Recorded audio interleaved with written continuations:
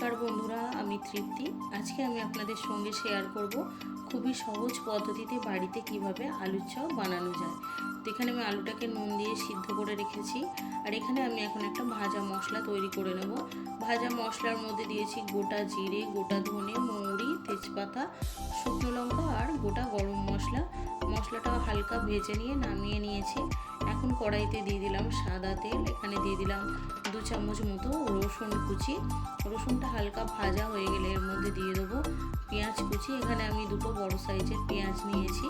পেঁয়াজটাকে ভালো করে কুচি করে নিয়েছি। এখন পেঁয়াজটা আর রসুনটা ভালোভাবে ভাজা করে নেবো। এখানে দিয়ে দিলাম পরিমাণ মতো লবণ আর হলুদ।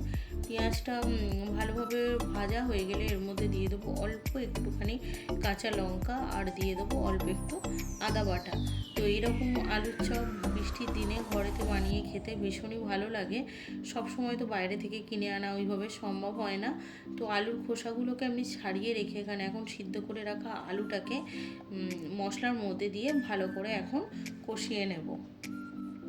আলুটাকে ভালো করে মশলার সাথে এইভাবে মিশিয়ে নেব এবং এর মধ্যে দিয়ে দেবো এখন ভাজা যে মশলাটা আমি রেখেছিলাম গুঁড়ো করে, সেটা দিয়ে দিলাম 1 চামচ। আর এখানে দিয়ে দিলাম বাদাম। তো এইভাবে আলুটাকে ভালো করে মশলার সঙ্গে মিশিয়ে একটু টাইট করে নেবো যাতে আলুটা নরম না থাকে, তাহলে চপের আকারে গড়তে অসুবিধা হবে।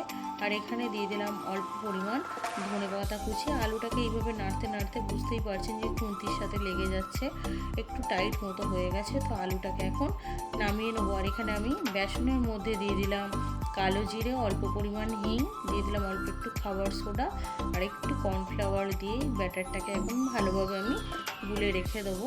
এটাকে একটু ফেটিয়ে নিলে কি হয়, চপটা সুন্দরভাবে ফোলে। আর ঘোরানোর সময় এইভাবে একদিকেই এরকমভাবে ঘোরাতে হবে। তো আলুটাকে আমি ফ্যানের হাওয়ায় রেখে দিয়েছিলাম একটু ঠান্ডা হওয়ার জন্য। ঠান্ডা করে নিয়ে এইভাবে প্রত্যেকটা চপের আকারে আমি গড়ে নেব। চপের আকারে গড়ে নিয়ে তারপর আমি চলে যাব আবার রান্নাঘরে চপগুলো ভাজতে। তো এখানে আমি অল্প পরিমাণে একটু বেসন দিয়ে দিয়েছি যাতে থালাতে লেগে না যায়। এখানে কড়াইতে আমি দিয়ে দিয়েছি সাদা তেল এবং প্রত্যেকটা চপ আমি এখন আলু আর কি যে আলুটা বানিয়ে রেখেছিলাম সেইটাকে আমি এখন বেসনের মধ্যে দিয়ে চপগুলোকে ভালো করে লাল লাল করে ভেজে নেবো। আপনাদের যদি এই রেসিপিটা ভালো লেগে থাকে অবশ্যই কমেন্ট করে জানাবেন। আর এইভাবে বাড়িতে অবশ্যই আলুর চপ বানিয়ে খেয়ে দেখবেন, আশা করি আপনাদের ভালো লাগবে। সকলে ভালো থাকবেন, সুস্থ থাকবেন। আর আমার এই ভিডিওটা যদি আপনাদের ভালো লেগে থাকে অবশ্যই একটা লাইক কমেন্ট করে জানাবেন।